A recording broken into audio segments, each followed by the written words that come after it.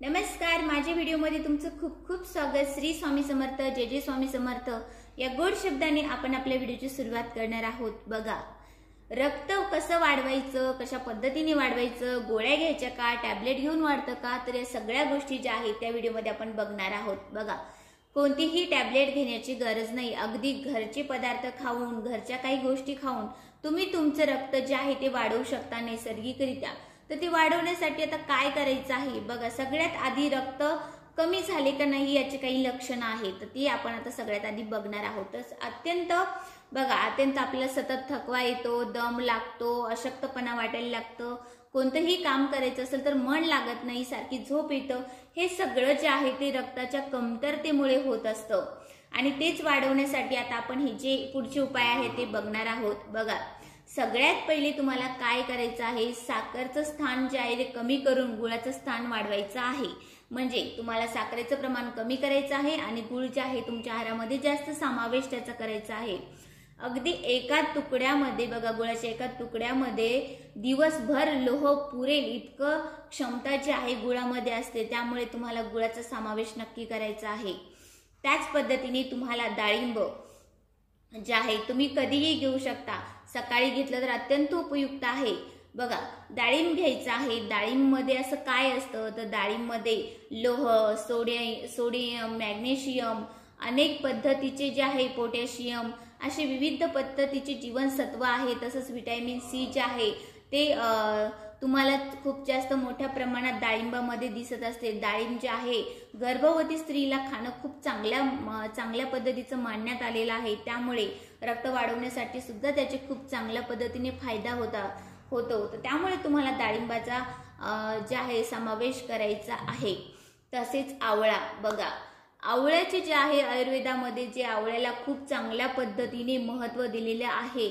आवळा आपल्या शरीरातलं calcium, potassium, magnesium, sodium आणि लोह या सगळ्या ज्या गोष्टी असतात, तसेच व्हिटॅमिन सी, अशा सगळ्या ज्या गोष्टी आहेत त्या आवळ्यामध्ये आहे। आता आवळ्याचा समावेश कसा करायचा, तर आवळ्याचा समावेश तुम्ही रोजचा एक आवळा सुद्धा खाऊ शकता। त्याच पद्धतीने आवळ्याचे कॅन्डी, आवळ्याचे लोणचे, आवळ्याचा मुरब्बा, ह्या सगळ्या ज्या गोष्टी आहेत त्या मार्केटमध्ये इझिली भेटतात, त्यामुळे तुम्ही त्याचा नक्कीच समावेश करून तुमच्या रक्तवाढीसाठी खूप छान पद्धतीने उपयोग करू शकता। तर आता काय आहे की चौथं काय आहे, तुम्हाला काय करायचं आहे की जे काळे मनुके असतात बघा, काळे मनुके मार्केटमध्ये मिळतात, काळे मनुके आणायचे आहे। तुम्हाला 7-8 मनुके जे आहे ते तुम्हाला रात्रभर भिजू द्यायचे आहे आणि दुधासोबत ते खायचे आहेत। त्याने तुमच्या रक्तवाढीसाठी खूप चांगल्या पद्धतीने फायदा होणार आहे।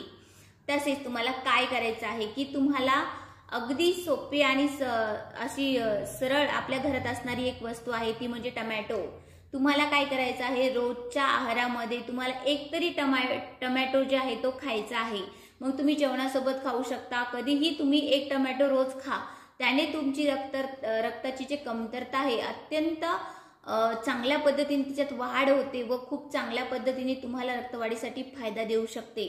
तसेच तुम्हाला काय करायचे आहे की एक लसणाची पाकळी घ्यायची आहे, ती थोडीशी नॉर्मल भाजायची आहे, त्यावर थोडंसं मीठ घालायचं आहे आणि सलग 1 महिना तुम्हाला ही खायची आहे। 1 महिन्यानंतर तुमच्या रक्तवाढीसाठी खूप छान पद्धतीने तुम्हाला मदत झाली असे दिसणार आहे।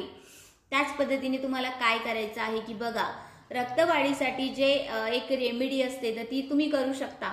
बघा, त्यामध्ये तुम्ही टमॅटो, बीट, पालक हे सगळं तिन्ही घेऊन छान पद्धतीने मिक्स करून सलग तुम्ही 15 दिवस जर घेतलं तर तुमचं रक्त जे आहे ते खूप झपाट्याने वाढतं आणि खूप चांगल्या पद्धतीने रक्तवाढीसाठी या रेमेडीचा जो आहे तो उपयोग होत असतो।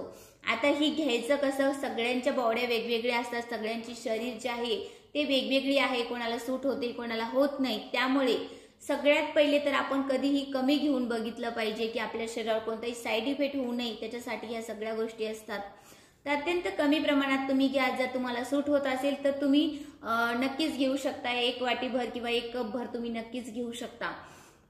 तसेच तुम्हाला तुमच्या आहारामध्ये बीट घ्यायचं आहे। बघा, बीट जे आहे ना, डॉक्टर लोक सुद्धा सांगतात की तुम्ही बीट खाणं चालू करा। जर तुम्हाला रक्त कमी असेल तर तुम्हाला बीटाचं सेवन करायला डॉक्टर लोक सांगत असतात। तर बघा, बीटामध्ये असं काय असते, तर फॉलिक ऍसिडचं प्रमाण सगळ्यात जास्त बीटमध्ये आहे, त्यामुळे लोह आहे, त्यामुळे तुम्हाला काय करायचं आहे की बीटाचा समावेश करायचा आहे. तर बीट सहजा करून जास्त लोक खात नाही, कारण काय आहे की त्याची चव जी आहे ती तुरट लागत असते. तर तुम्ही काय करू शकता, त्याचं ज्यूस करून पिऊ शकता. त्याच पद्धतीने तुम्हाला गाजराचा समावेश जे आहे तुमच्या आहारामध्ये करायचा आहे. बघा, आपले चेहरा, केस, हेल्थ सगळ्या गोष्टींचा खूप चांगल्या पद्धतीने आपल्याला रिझल्ट मिळावा म्हणून या छोट्या छोट्या गोष्टी जर आपण समावेश केल्या तर नक्कीच एक हेल्दी आयुष्य आपण जगू शकतो. तर तुम्हाला काय करायचं आहे की गाजराचा ज्यूस जो आहे म्हणजे रस जो आहे तुम्हाला रोजचा कंटिन्यू जर तुम्ही 1 महिना ग्लासभर घेतला तर खूप चांगल्या पद्धतीने तुमचं रक्त तर वाढणारच आहे, पण त्यामध्ये फायबर, लोह आणि जे व्हिटॅमिन्स आहेत, व्हिटॅमिन ए खूप चांगला असतं आपल्या डोळ्यांसाठी, त्याचा सुद्धा खूप मस्त तुम्हाला फायदा होणार आहे. त्यामुळे हे आहारात नक्की घ्या. त्याच पद्धतीने कडधान्याला सुद्धा खूप चांगल्या पद्धतीचं महत्त्व देण्यात आलेलं आहे. कडधान्यामध्ये तुम्ही चवळी, त्याच पद्धतीने मोड आलेली मटकी, हरभरे आणि सोयाबीन ह्या सगळ्या ज्या गोष्टी आहेत तुम्ही तुमच्या आहारामध्ये जर थोड्या थोड्या करून घ्या. असं नाही की एकाच दिवशी सगळं घ्यायचं असतं. तुम्ही रोजच्या आहारामध्ये थोडं थोडं जरी करून घेतलं तर दिवसभर जे आहे तुम्हाला त्याची कमतरता, लोहाची कमतरता भासणार नाही आणि खूप चांगल्या पद्धतीने रक्त वाढवण्यासाठी तुम्हाला मदत होणार आहे. त्याच पद्धतीने हिरव्या पालेभाज्या, तर हिरव्या पालेभाज्या कोणत्या, तर पालक सगळ्यात महत्त्वपूर्ण. जे रक्त जर कमी झाला असेल तर पालकचं खूप मोठी भूमिका बजावत असते, तर तुम्हाला पालक घ्यायचे आहे. त्याच पद्धतीने पालक, पुदिना, कोथिंबीर या सगळ्यांचा समावेश करून तुम्हाला तुमच्या आहारामध्ये जर समावेश तुम्ही केला तर नक्कीच तुम्हाला खूप चांगल्या पद्धतीने रिझल्ट येणार आहेत आणि रक्त वाढवण्यासाठी खूप मस्त मदत होणार आहे. तसेच बघा, जेवण झाल्यानंतर तुम्हाला 2 चमचे तीळ खायचे आहे. बघा, तिळाचं सेवन केल्याने रक्त तर वाढतंच, पण त्या पद्धतीने जर तुम्हाला कॅल्शियमची कमतरता असेल तर कॅल्शियमची जी कमतरता आहे ती भरून काढण्यासाठी खूप चांगल्या पद्धतीने तुम्हाला नक्कीच त्याचा फायदा होऊ शकतो. त्यामुळे तुम्हाला तीळ सुद्धा खायचे आहेत. तसेच आता बघा, तसेच तुम्हाला काय करायचं आहे की नारळ पाणी घ्यायचं आहे. बघा, खूप अशक्तपणा वाटत असेल किंवा खूप असं तुम्हाला थकवा जाणवत असेल तर बघा, आपण काय करत असतो, सलाईन घेत असतो किंवा मग इंजेक्शन, टॅबलेट या सगळ्यांचा समावेश करतो. पण ते न करता जर तुम्ही जे आहे या फळांमध्ये थोडं तुम्ही जर समावेश केला तर ह्या सगळ्या गोष्टींचा तुम्हाला खूप चांगल्या पद्धतीने फायदा होत असतो. नारळ पाण्यामध्ये जे आहे 84% पाणी असतं. खूप चांगल्या पद्धतीचे जीवनसत्व असतात. आपल्या केसांसाठी, सगळ्याच गोष्टींसाठी खूप उपयुक्त जे आहे नारळ पाणी मानण्यात आलेलं आहे. तुमच्या शरीरामध्ये ओलावा निर्माण करत असतं नारळ पाणी, त्यामुळे तुम्हाला नारळ पाण्याचा समावेश नक्की करायचा आहे. तर चला, परत भेटूया अशा छोट्याशा व्हिडिओनी. तुम्हाला माझा व्हिडिओ आवडला असेल तर एक लाईक करा, सबस्क्राईब करा आणि हो, कमेंट करून मला नक्की सांगा की तुम्ही हे पदार्थ घेऊन तुम्हाला खरंच त्याचा फायदा झाला आहे का.